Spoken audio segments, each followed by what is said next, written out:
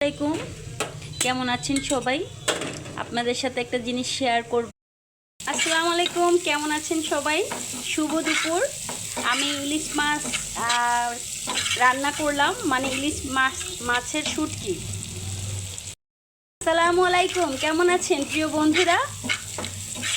আপনারা ভালো আছেন? আমিও ভালো আছি, আলহামদুলিল্লাহ। তো আপনাদের সাথে আজকে শেয়ার করব ইলিশ মাছের শুটকি ভুনা।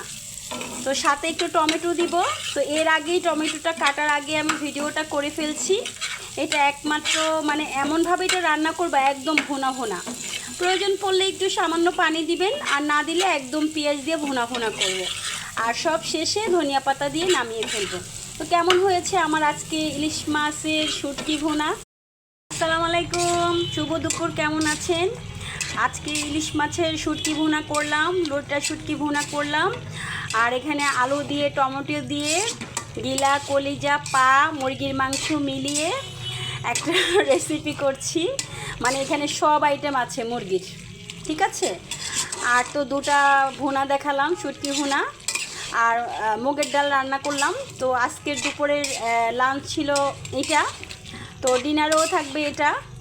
তো কেমন হয়েছে বন্ধুরা সবাই জানাবেন। আসসালামু আলাইকুম বন্ধুরা, আজকে 4 পদ রান্না করলাম। সেটার মধ্যে হলো এখানে মুগের ডাল, তারপরে করেছি 2 রকমের শুটকি ভুনা আর মুরগির মাংস। তো আজকের রেসিপি আপনাদের সাথে শেয়ার করলাম, কেমন হয়েছে জানাবেন। তো মুরগি ভুনাটা এখনও দেখাচ্ছি। আর এটা হলো লইটা শুটকি ভুনা হবে। আর ইলিশ মাছের শুটকি ভুনা তো আপনাদেরকে দেখালাম। এই যে ইলিশ মাছের শুটকি ভুনাটা এখন ধনিয়া পাতা আনার পরে সব কিছু একসাথে আপনাদের আবার দেখাবো।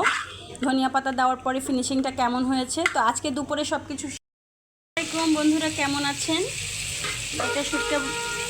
লইটা শুটকি ভুনা দেখাচ্ছি।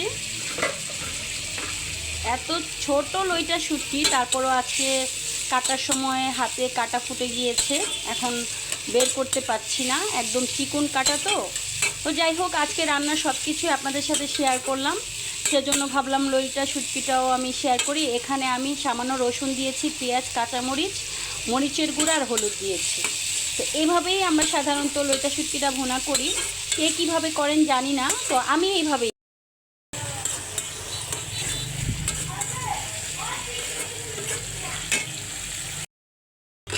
ধনিয়া পাতা দিয়ে ইলিশ শুটকি ভুনা করছি, এটা হলো লাস্ট ফিনিশিং। আজকে যা যা রান্না করেছি সবই দেখালাম, লাস্টে শুধু ধনিয়া পাতাটা বাকি ছিল, তাও দেখালাম। আল্লাহ হাফেজ।